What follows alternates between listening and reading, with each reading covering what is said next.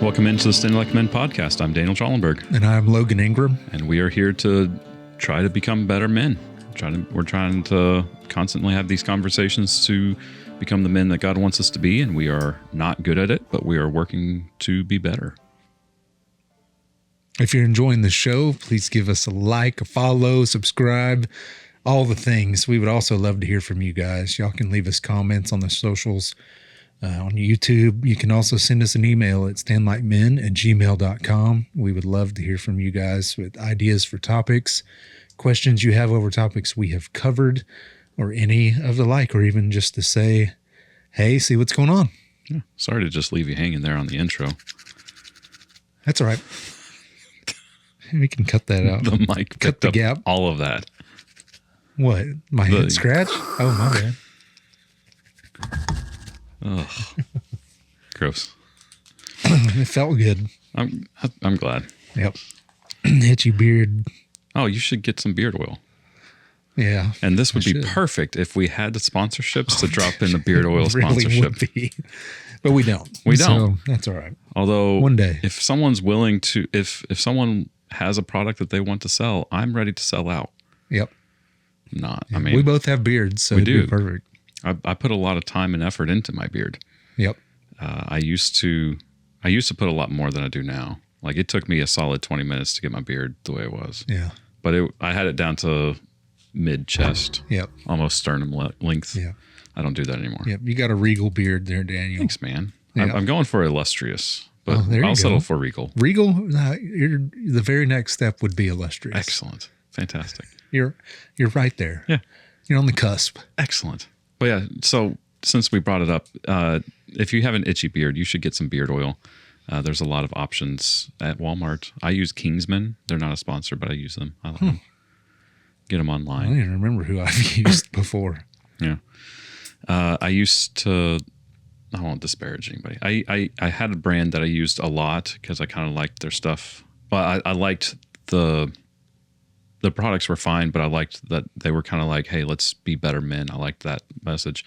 But then I didn't like, they kind of went secular with their advertisements and pretty heavy on the objectification of women. I'm like, all right, I'm done. Okay. And so I'm not doing them anymore. Yep. But beard oil is for the itchy skin. Beard butter or balm is a leave-in conditioner. Okay. Anyway, we can talk more. We'll talk about that more on next week's episode. Sweet. So what are we talking about today? We are talking about, well, let me find my verse now. I don't like that I can't mark. You know, like in your Bible, you can just put your finger or a pen or something in a verse. Yeah. And on the electronic app, you can't quite do that. You can't bookmark anything like that. That would be a really convenient Don't you dare feature. Take my idea. No, Don't I was thinking of it earlier because in the last, I was looking in 1 Timothy today, and then I jumped over to Matthew, and I needed to jump back to 1 Timothy, and I had to go through the whole rigmarole to get back into it. It'd be a nice little feature to have bookmarks. Mm-hmm. Anyway. It would. Well, enough banter. Okay. So yeah, we're talking about a godly man should be able to manage his house well. Yeah. 1 Timothy 3. Do you mind if I just read that first real quick? Go right ahead. I'm just going to read verse 4. 1 Timothy 3 and 4. He must manage his own family well and see that his children obey him, and he must do so in a manner worthy of full respect. If anyone does not know how to manage his own family, how can he take care of God's church? That is quite a valid question. Yes. And so obviously 1 Timothy 3 is talking about the characteristics of a godly man in specifically with the focus of selecting men to be overseers and shepherds of the church. We're approaching this series, I guess you'd call it, of 1 Timothy 3 as well. If these are characteristics of a godly man, for overseers, like a godly man is a godly man regardless of what title they have. So we can, if we aspire to have these characteristics, we'd be in good company. So the question of, I don't know, I kind of see it as like a faithful with little, faithful with much. Like if you can't manage your family then who's to like? Why would we assume that you can manage a congregation? And we've brought it up before. I've specifically talked about it.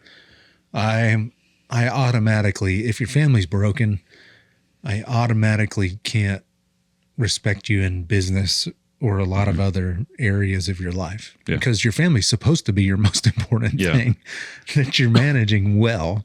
And if you can't do that, then I just automatically don't know that you can handle the other stuff. Yeah. And you could take that right back to our last episode about being a lover of money. Mm-hmm. And if that's what it is, then I don't know that I want to be a part of that business anyway. Yeah. I'm in the same boat where I have lost respect for people because I've seen how their family acts and interacts with each other and how they treat him and how he treats them. I've lost respect for them. And that sounds very harsh. I recognize that, but I would have the same like mindset towards myself. Oh, I would too. If that makes sense. I would judge myself just as harshly, probably more, if my family treated me like if I was not managing my family well. Yeah. And so it's definitely, I see it as very important, and I'm not just trying to like, it's not a double standard here or anything like that. At least I'm trying to. Am I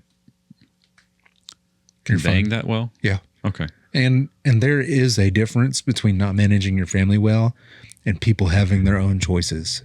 Ooh, that's a great thing to talk about. Own power of will. Yeah. To do whatever they want to. Yeah. That is not necessarily a reflection of you managing your family well, because people have free will. Mm-hmm. Yeah. Like they have the right to make their own bad choices. Right. Because I know lots of people who are incredible people. They were great parents, and one of their kids they decided different. Mm-hmm. That's all there is to it. They just decided differently. Yeah. That's all. It's not a reflection on that person's parenting. No. Or manliness. Yeah. It takes, and that's where discernment comes in. Uh-huh. We were talking about how we judge people harshly if their family falls apart. Right. Like there is some discernment there. And like I hesitate to judge anybody based on somebody else's mistake. Yes, absolutely. And so, and I do try to err on the side of like giving them the benefit of the doubt until I know more of them and their character. But you can look at it just like a business. Like there's good managers and then there's bad employees. Mm-hmm. And so you can't base the entire business and the manager necessarily on bad employees who are crooks or thieves or liars. Like you can't say they're bad managers. Now, if they allow it to continue and affect and poison the entire business, then they're not managing well. That's a problem. And so you can look at the family the same way. Yeah. And it goes back to character. Yes. Like you can, I feel like I'm getting better at being able to determine like a bad employee, for example, like someone making a bad choice. Yes. Or a bad manager, a bad husband or father based on the husband and father's character. Yeah. Like you can kind of tell if the dude has good character or not. Mm-hmm. And because it's going to be evident. Yep. That's a good distinction of sometimes people make bad mistakes. They have the right to make a bad choice. Yes. We don't want them to. No. But like God has made it very clear, like we are allowed to do what we want. Like we had free will from the very beginning. Mm-hmm. And we squandered that right with eating fruit. Yep. Which is why we shouldn't eat fruit. Meat, that's it. I ate fruit for lunch. Center. Well, I ate some fruit. I ate like a quarter of a slice of an apple. It all it takes is one bite, man. That's it. That is not the takeaway. No, it is not. Apples are not bad for you. Fruit is not bad for you. No, it's not. Just one specific particular fruit that we don't have access to anymore. That's right. Did I nullify the things that we talked about by making a joke about eating fruit? Nah. Okay, great. Okay. I feel like we handled that part of the verse pretty well. Yep. So he must manage his family well and see that his children obey him. Do we want to talk about that part, or do we want to talk about manner of full respect first? Worthy of full respect first. Mine doesn't have that. doesn't have what? Being full of respect. Really? He must manage his own household well with all dignity. Ooh. So what's the difference between dignity and full respect? I really don't know. I'm going to Google it. I would love to hear your opinion on it. Have my initial thoughts that come I would to be my happy brain. to give you the opinion of Google. Let's do it. Let's hear what the Google has to say. Well, let's guess. Do you want to guess first? Or just jump into like definitions?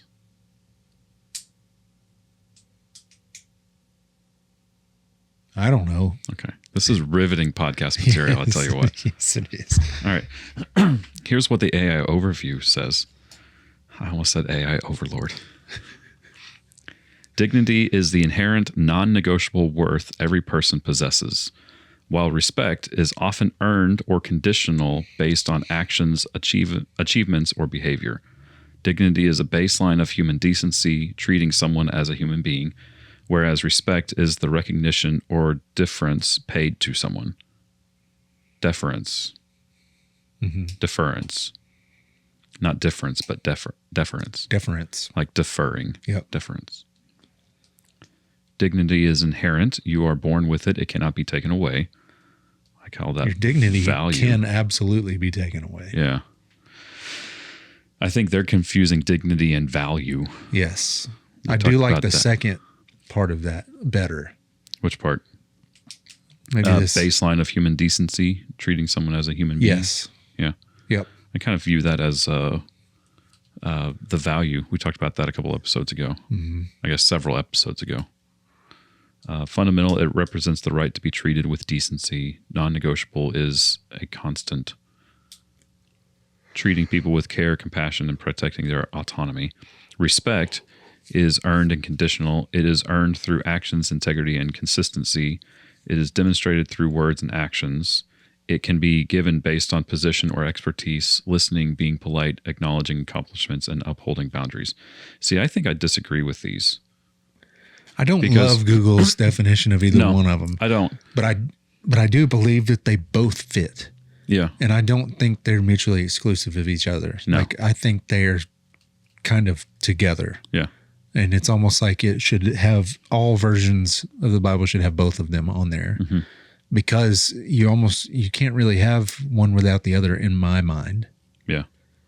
Well, because not in this context. We've talked about respect. Right. And how there's respect me for the position that I hold, or respect me because I'm a human being. Yes. And how a lot of people manipulate and fill it with toxin. Well, and the first type that you just talked about, because of my position, mm-hmm. is not treating people with dignity. Yeah. Yeah. And so if we're talking about the correct type of respect, which is what we've talked about before on this podcast, the type of masculine biblical respect that we want to earn. Mm-hmm. And then dignity is the same way. Biblical dignity, you're treating people as if they have a worth anyway. I'm going to look up the Greek real quick. Okay, so here's just the straight transliteration. The own house well, managing children, having in submission with all dignity. Oh, dignity is the word. Oh, okay. It's fun to read everything out of order. Yep. And then see how everybody put it together. Okay, so what is the dignity word? Okay, so Simnotes. It's a noun. It's feminine noun. Gravity, honesty, dignity, dignified, venerableness. Gravity, honesty. Properly gravitas, referring to what has real weight, dignity, hence veneration for what is worthy of respect, like personal admiration. This root, simno, refers to what deserves due reverence. It has a sense of gravity and dignity that invites reverence. Simnotes, dignity because weighty, refers to what is august, venerable, time-honored, solemnly respectable. It reflects what has been transformed by God and exhibits moral and spiritual gravity like gravitas, like what attends a deep godly character. This sense of dignity also invites reference from others who should likewise exalt what is noble or morally elevated. It can also be seriousness. Simnos can also be seriousness, dignified, dignity. That's the New American Standard Bible, NASB translation, dignified dignity. That characteristic of a person or a thing which entitles to reference or respect, dignity, gravity, majesty, sanctity. In an ethical sense, gravity, uniformly. Honor, probity, purity.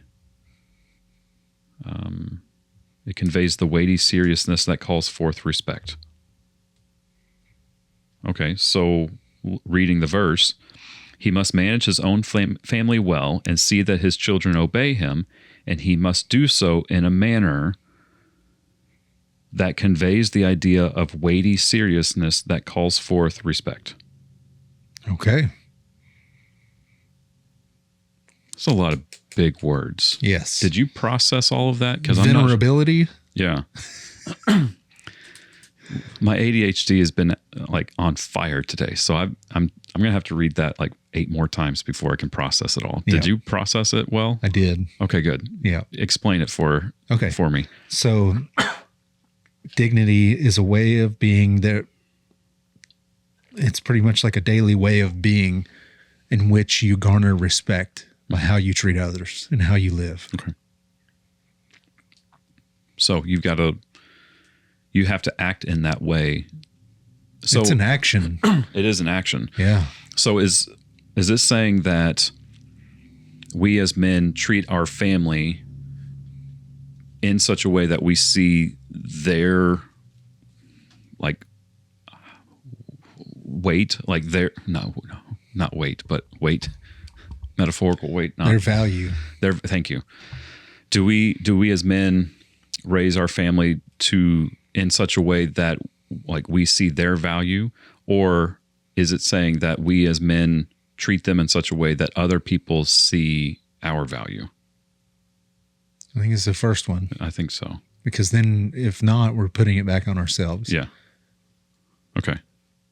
That's what I was reading as well. And all throughout the Bible, God talks about, if we're talking about him being a father and we're fathers and leading our families, all throughout the Bible, he talks about our worth to him. And if we believe it, it makes us feel really good that someone would think that highly of us.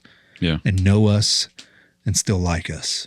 Yeah. Know everything about us and still like us and still love us. And I believe that that's how we're called to treat our wives and our kids. Yeah. That they know that we treat them well and it says with all dignity.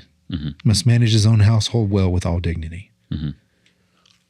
So they understand their value based on how we talk to them and how we treat them and how we lead them.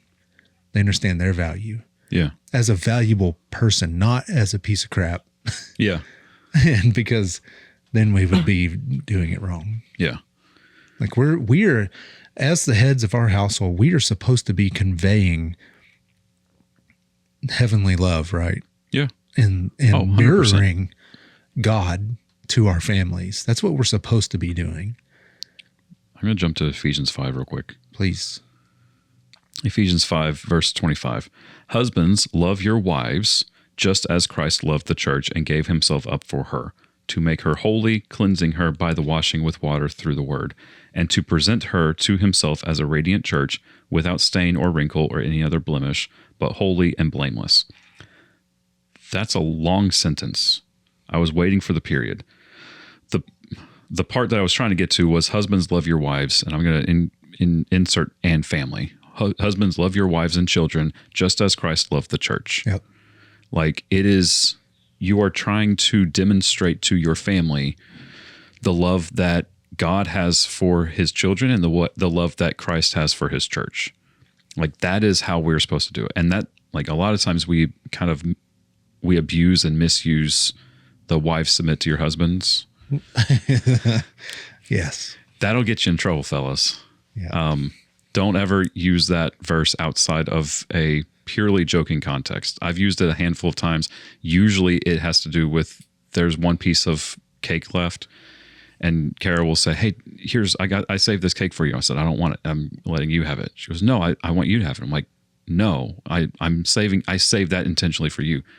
And finally I'll quote Ephesians 5 and that wives submit to your husband, and she still doesn't like it.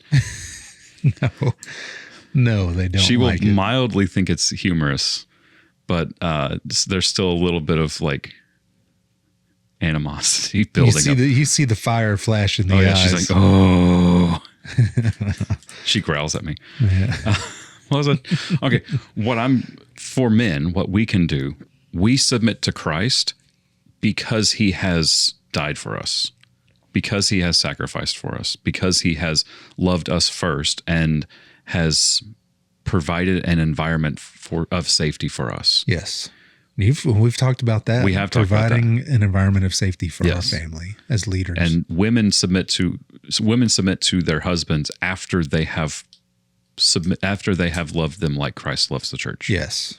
And so after there is a sacrificial love of providing for them, that's when wives submit. But we as men, everything that we do should be pointing our family towards Jesus. Yep. And in the case of loving our children, showing them what godly love is. Yeah. The whole How point of God all of loves this, and if you read all of these, we're supposed to be a reflection of Christ. Yeah. I mean, that's doing all of these things. Mm-hmm. And those verses about loving your wives and wives submitting and all of that, nowhere in there does it say to tear down your wives and kids. No. And correct them and make them feel lowly. Mm-mm. And like you're better than them. Nowhere does it place you above them. Yeah. Oh yeah, that's a great point.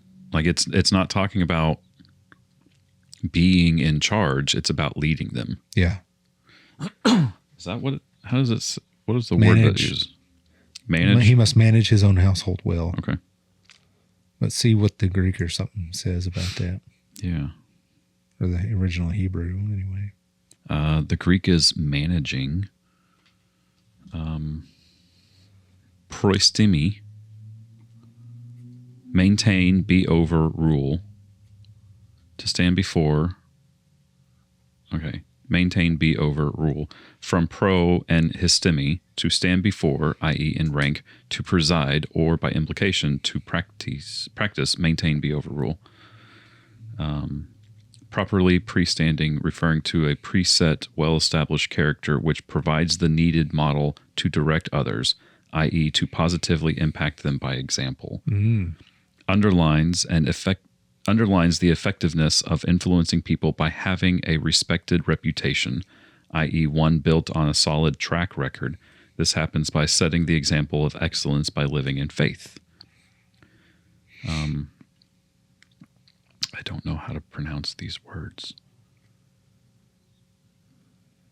Oh, we're talking about like parts of speech. In the transitive tenses, to place or place before, to set over. In the perfect pluperfect? What'd you call me? Pluperfect. Pluperfect. I'm a child. That's just funny. Active and in the present and imperfect middle, to be over, to superintend, to preside over. With a genitive of the person or thing over which. To be a protector or guardian, to give aid. To care for, to give attention to. Okay. The verb translates to lead, to stand before, to preside, to direct, describes responsible, accountable oversight. In each of its 8 New Testament occurrences, the word carries the idea of active personal involvement for the welfare of others, never mere position or title. Yeah. Kind of going back to the last episode, talking about chasing money and fame and all the accolades and stuff. It says you have to be present and be there and active. Yeah. And you can't just come home from working all the time chasing the world and then just rule over your family. Yeah. Like that's definitely not what it says to do. No. Well, and if we're supposed to love our wives as Christ loved the church, okay, so we're going to model our behavior after Christ, right? So how did Christ lead? Patiently, and servantly. Yep. And from a servant perspective, he did the things that needed to get done. Mm-hmm. He washing the feet. It was not a symbolic thing of washing the apostles' feet, like in the night before he was betrayed. Like he wasn't just washing his feet just to show, like symbolically, hey, that it needed to be done. He wasn't being dramatic. He wasn't being dramatic. He wasn't being like metaphorical. It was a thing that needed to be done. It hadn't been done yet. He's going to do it, and he's going to do it for the people that he's in charge of. Because no one's going to argue that Jesus wasn't in charge of the apostles. Right. Everybody knows that Jesus was the person. Yeah, he already had the position. He had the position, and he did the thing that needed to be done to serve his disciples and to demonstrate this is what needs to be done. This is how you serve, or this is how you lead by serving, which means we have to do the dishes and we have to do the laundry, and we should be willing to, we serve the family. I was listening to Joby Martin's book yesterday, Stand Firm and Act Like Men. Mm-hmm. And that sounds familiar. That was yeah, it does. And that was the call to action at the end of a chapter. Go do the dishes, go do the yard work, go fold the laundry, the stuff that you're not doing. Mm-hmm. And you really should, even if you don't want to, you go in there and you do it. Yeah. Because, and that was the exact example he gave, the washing of the disciples' feet. Mm-hmm. And that's what Jesus was a servant king. Yeah. The only thing we are told to compete with each other in is honor, showing honor. Like, consider how amazing your marriage could be if both of the goals, like if the goal of the husband and the goal of the wife was to outdo each other in showing honor. Yeah.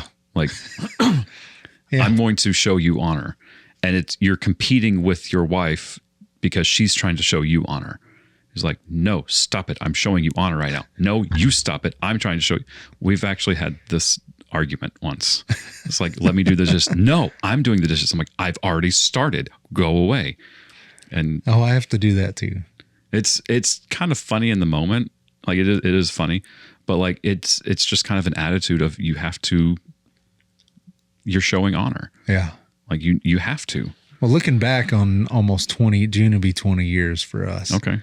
First year I didn't do that. No. I was like, oh, she'll do it. She's the woman. No big deal. I mean, I didn't even think of it like that. No. It was just going to get done. Yeah. You seen the commercial where the guy is like, the wife comes home and she's like, you didn't fold the laundry or there was maybe some trash or something on the table. And he's like, hold on. Hey, if you just leave it and you go to bed tonight, you wake up and it's all taken care of in the morning.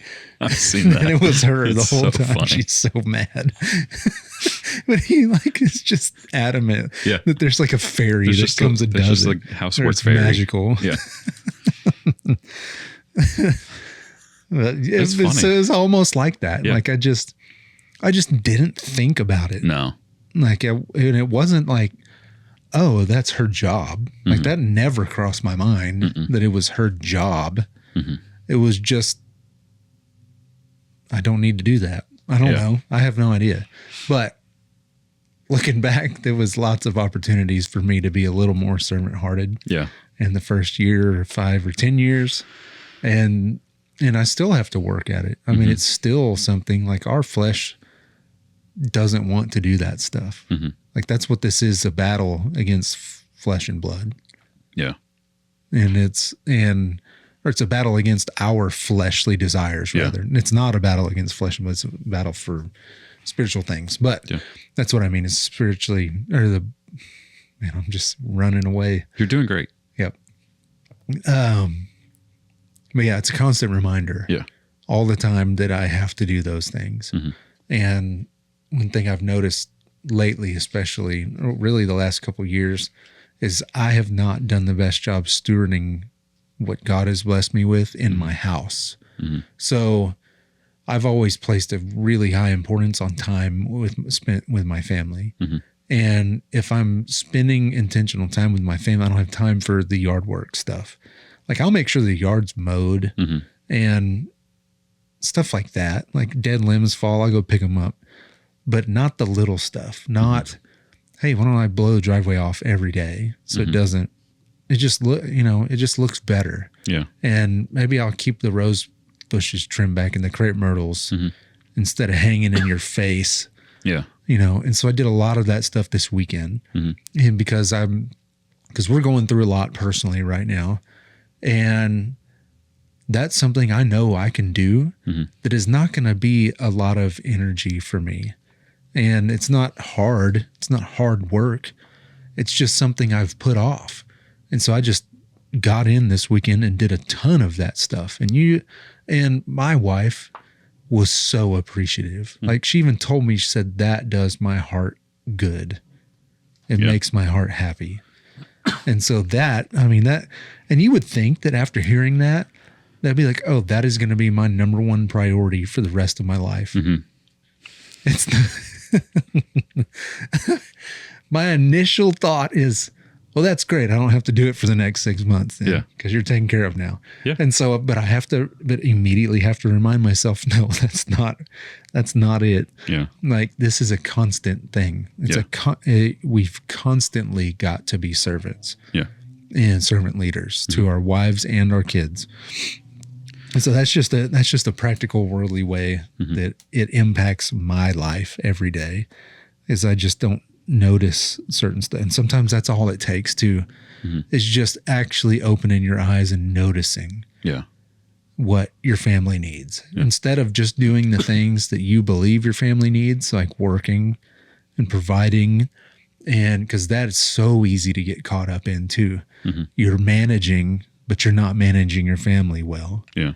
You're working all the time and you're just caught up because that's my job. I have to provide for my family. And I don't think that that's a bad thing either. We have to balance it though. Yeah. Because we can do that and not be chasing money like in the last episode and love of money. It's literally just, it's our innate desire to provide for our family. But we do tie some of our worth up in that. If we can't provide financially, then that affects us a lot. But we cannot make that the main thing. A couple of years ago, I made the conscious decision that my wife was never going to have to get gas in the car anymore. And like, I don't like getting gas. Not because it's hard or I don't like seeing how much we have to spend on it, but like, what am I going to do? Walk? So we have to get gas. And so I don't like it just because it feels like a complete waste of 30 minutes. Because I got to go, like wherever I'm at least 5 to 10 minutes away from a gas station. I go to the gas station. It's going to be at least 10 minutes to fill, 5 to 10 minutes to fill up. And then I can go wherever I'm going. And so I'm like, okay, it's 30 minutes that I have to budget 30 minutes for it. And basically I don't like, it just feels like a waste. I'm like, I've got better things to do, or I've got other things to do. But I don't know if it finally picked up on like Carosphere, or if I saw people talking about it on social media or at church or whatever. But I'm like, there's a concern of like all of the gas stations that all of our gas stations are right next to a main road that connects to the highway, that I'm like, my wife is not necessarily abductable because she's seen enough Dateline episodes to know to make a mess and to throw a fit and scream and whatnot. Yeah. But like, there's no reason for her to feel unsafe. Right. And like, I don't know why, but just almost every time you go to the gas station, there's at least one unsavory character there. Yes, I agree with that. And just one person that the vibe doesn't check out. And so it's like, okay, I could just ask her to go get gas. Hey, you drive this car primarily. You're out and about running errands. Can you go ahead and get gas? And she would probably do it, or I can just be proactive and kind of keep an eye on the gas tank and say, you know what, it's probably time to go get more gas. And then that way she's not put in a situation where she has to be aware. Like she doesn't have to sit there and like keep an eye on the unsavory character, and like she doesn't have to worry about that. Mm-hmm. And so if she doesn't have to worry about it, where was I going with that? Oh, so I just made that decision. I'm like, I'm going to do it. I'm going to put gas in the car. I'm going to make sure that's always full, or at least she has enough to get around. And then, and she's noticed, and she's very appreciative, and she's like, thank you. Mm-hmm. I'm like, good. And then another thing is like, I don't let her go to Walmart after dark, because again, that's when all the crazies go out there. Yep. All the crazies go to Walmart after dark. And I'm like, I'm not gonna let you do it. And she's like, I'm fine. I can do it myself. I'm like, I know you can, but you don't have to. Mm-hmm. And like, you can go to Walmart on your own. That's fine. But also you're going to be afraid the whole time. Maybe not the whole time, but like, I'm not saying that you're incapable, but it is a fear that you don't have to go through. Yeah. If I can just be there, it's just finding areas that like, can she do it? Yes. Should she do it? I mean, maybe. She doesn't have to, though. And so I made that conscious decision a couple of years ago. I'm like, I'm not going to, and every once in a while she has to go get gas because I miss it, or she has to go to Walmart because of whatever. But like, generally speaking, that's gets you brownie points, if nothing else. Mm-hmm. Well, that's a great way to be a servant to your wife. Just something that you notice that, has an effect on her. She didn't want to do it, probably. She can, but it makes her feel good. Yeah. Another pro tip for a relationship: find a way that your spouse has like served you, like making dinner or doing the dishes or like bringing you a snack or making you coffee or whatever. And then like, don't let it go, and just constantly thank them for that. And just, I don't have a good example, but it took me, I remember in college, I was a theater major. And so we were building a set and we were behind. And so me and my co-director had our girlfriends, my current wife. She was my girlfriend at the time. I ended up marrying her. And then his girlfriend, we forced them to come up to help paint while we finished all of the other bits of the set. And so they painted, and they said, all right, we're done with this. And I said, great. And now can you go over and do this? And they're just like, we could tell like something happened, and they were very like distant at that point and like kind of pissy. And I'm like, afterwards, I'm like, what happened? She goes, we just spent 2 hours painting this. I'm like, yeah. I said, good job. She's like, there's no thank you. You just said good job once, offhanded, and as you handed me another job. Are you kidding me? I'm like, oh. Like, is that a thing that you needed? You think, yes. Like, oh. So I tried to make it a point. I did not learn my lesson at that point. It took me several more years to actually learn my lesson. But like, find something that they did that was helpful for you, and then brag on them about it. Yes.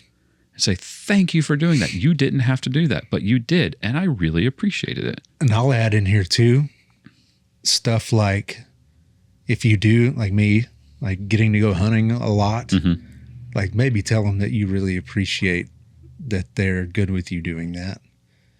Because that is a big sacrifice for them. For my wife, I'll leave for 10 days. Like, that's a lot. Like, she works and takes care of the kids while I'm gone to do that. Like, that deserves a little bit of a thank you.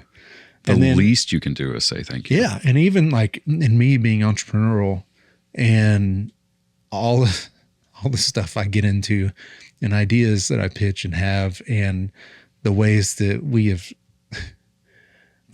made mistakes. I have made mistakes financially in business deals, and her being gracious and dealing with that and going along with me and supporting me in that stuff, dude. It means the world to them when you acknowledge that stuff instead of just going about life and be like, oh, well, that's just her job. She's supposed to do that. Yeah. Or, yeah, good job. Thank you. And then move on with your life, you know, like you did, just kind of passing. Oh, good job. Great. Good okay. job. Can you do something else? Yeah.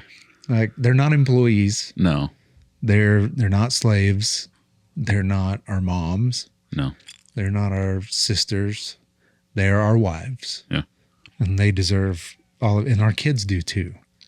Because like one thing we're doing right now is we're sitting our kids down and just some stuff we have going on. We're talking it out with them and we're acknowledging what they are going through at the same time.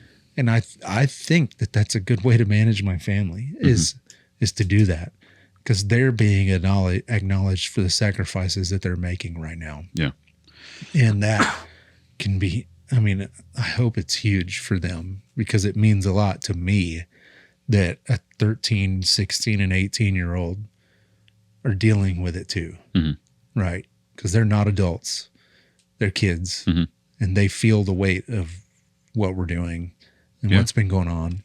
And they deserve some acknowledgement for that. Well, it's you showing them respect. Yeah. It's like, I respect you enough to talk to you like a person. Yeah. Kids, and that's I know a lot of people that they treat their kids like, I want to say like children, but like as if they're not aware of what's going on. Right. They treat them almost like an accessory. Yes. And they assume that I'm not going to be able to like interact with them or talk with them they or won't treat understand. them. They're not going to understand. Yeah. They're not going to be aware until they're like, once they turn like 15 or 16 years old, then they'll be aware. And then I can talk to them normal. It's like, no. Like we talked with Emmett and he was comprehending things like the nuance of conversation at a very young age, just like every child that you work with. And he had an aunt that would, aunt and her husband that just kind of like wouldn't treat him well. And it's not that they were mean to him or anything, but they would just talk about things in front of him. And then he would ask a question about it. And they're like, oh, you were paying attention? It's like, yes. And then he was offended that he's like, they don't listen to me or they don't pay attention to me or they don't like, they just talk about stuff. And I'm just like, I'm right here asking. And like, he'd come home and he's like, what does this mean? It's like, they were talking about that in front of you. It's like, treat your children with respect and like treat them like humans that are capable of learning. And if they're not, they'll ask you questions. And at that point you have a wonderful opportunity to like help them grow and help them mature and help them understand more and grow in wisdom. Yeah. That's leading well. Yeah. That's managing your family well. So this can get very expansive into, are you managing your finances well to provide for your family? Are you being a good steward? Are you being a good spiritual leader and doing devotionals and talking about the word with your family and all of that? So it can get real deep. Yeah. The thing is, like, ultimately, we kind of know what's right and wrong. Yeah. Like, we know. And if you're going to be honest with yourself, like, you kind of know what's right and wrong. These are just some kind of overview examples. I do have a question for you. Yeah. How often should you beat your children? How often should you spank them? 10 times a day. 10 times a day. Even if you don't know what it's for, they do. They do. Yeah. Yeah. No, don't do that. I'm just joking. No, that's an awful. I heard, oh my gosh. I saw someone talking about this, that they were pre-spanked. Every morning they woke up and like they were spanked just to get it out of the way. That's the most horrible thing you could do to That's a kid. called abuse. That's 100% abuse. I'm like, what is wrong with you? Yeah. Anyway. They, like, can you imagine, like, because your kids to a certain age, yes, they comprehend things and all of that. They're not animals, but think about it like this, like, because I've seen people do this to their dog. Like maybe their dog pees on a carpet or something and they find it 2 hours later, then they go beat their dog. Yeah. I'm like, that dog has no correlation between what it did and what you just did. None. And so a kid is the same way. They're not going to understand that at all. And we're supposed to be a safe harbor for our kids. Yeah. And definitely not violent. No. Like there Or needs to be a quarrelsome. reason. And we talked about this a while ago of like corporal punishment is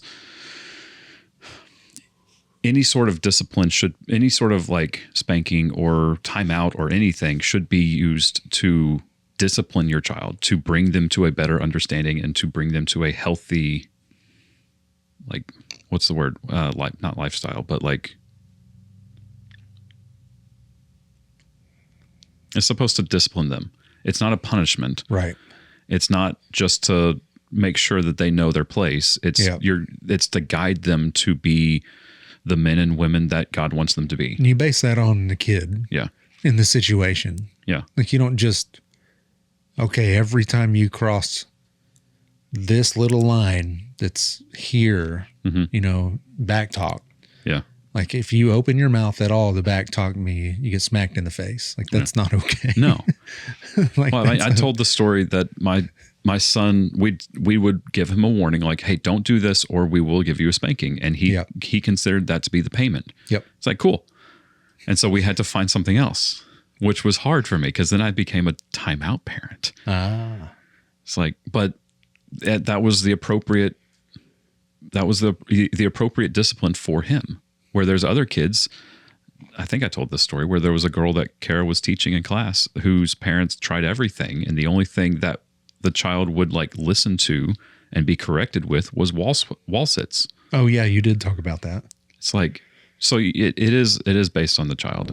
An extension, like to continue the conversation of like obedient children, like they should be obedient because they understand what is right and wrong. And they want to do what is right.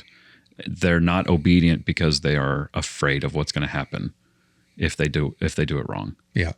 Because like God doesn't even want that. No. He doesn't want us to obey him because we're afraid of what's going to happen. He wants us to obey him because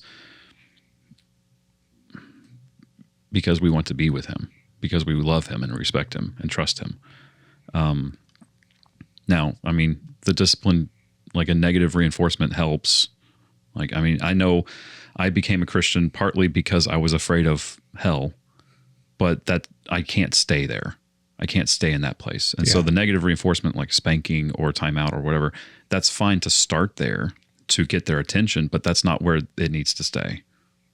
They need to grow out of that and grow into love and respect and trusting you. And they learn that by how you treat them. Yeah. Yeah. It goes back to our verse, let all that you do be done in love. Oh yeah.